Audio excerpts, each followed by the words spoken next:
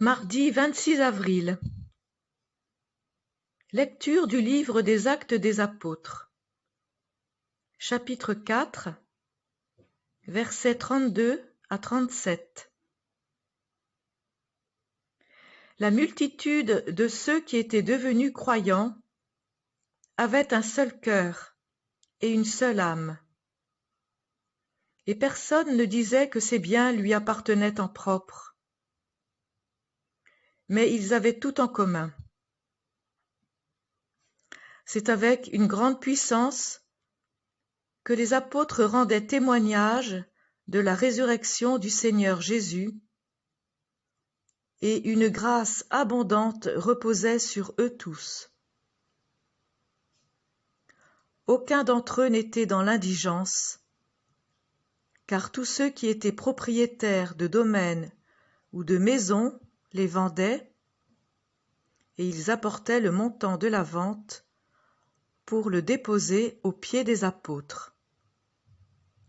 Puis on le distribuait en fonction des besoins de chacun.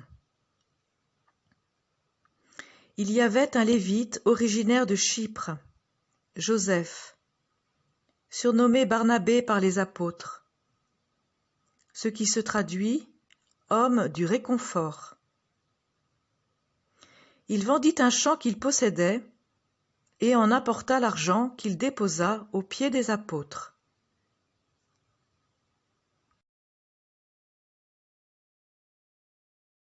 Frères et sœurs en Christ, bonjour. En lisant le texte d'aujourd'hui, je pense directement à cette petite phrase que l'Église nous invite à proclamer vivement dans notre credo, celui de symbole de Nicée-Constantinople, en disant « Je crois en l'Église, une, sainte, catholique, apostolique ». D'après le texte d'aujourd'hui, on peut dire trois choses. D'abord, au tout début même de son existence, l'Église est dite une, parce que tous ceux qui étaient devenus croyants avaient un seul cœur et une seule âme. Deuxièmement, l'Église est dite sainte, parce qu'une grâce abondante provenant de l'Esprit Saint reposait sur eux tous.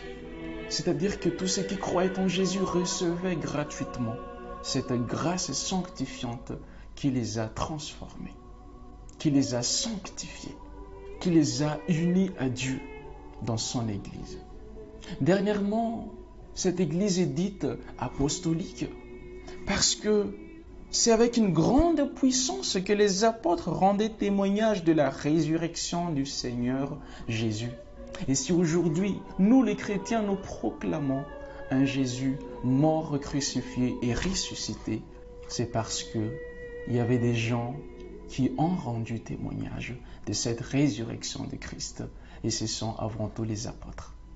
Pour moi, dans tout ça, la bonne nouvelle, c'est que malgré les difficultés, malgré les rudes épreuves, ça fait maintenant 2000 ans que cette Église, une, sainte, catholique, apostolique, se tient encore debout et répandue à travers le monde entier. C'est vraiment fort. Tout cela est rendu possible parce que, avant tout, il y a la présence forte de l'Esprit Saint qui ne s'en lasse jamais de répandre sur nous et sur les successeurs des apôtres qui sont nos évêques, ces dons sacrés. Et deuxièmement, cela est rendu possible parce que l'Église est constituée des chrétiens qui ne se contentent pas tout simplement d'adorer Jésus en venant chaque dimanche à l'Église, mais qui participent aussi vivement à la vie communautaire de l'Église, qui contribuent aux besoins principaux de l'Église, tout comme ils avaient fait le premier chrétien, tel que nous avons vu dans le texte d'aujourd'hui.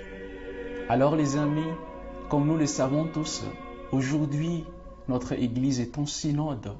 Synode qui veut dire tout simplement marcher ensemble.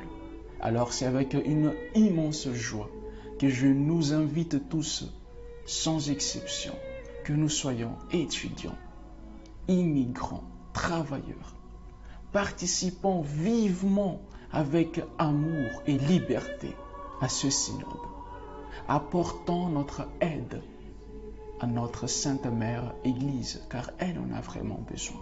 Sur ce, je vous dis merci et que la grâce abondante de notre Seigneur Jésus-Christ se repose sur nous, afin que d'un seul cœur et d'une seule âme, nous puissions témoigner avec puissance et ferveur la résurrection de notre Seigneur Jésus-Christ.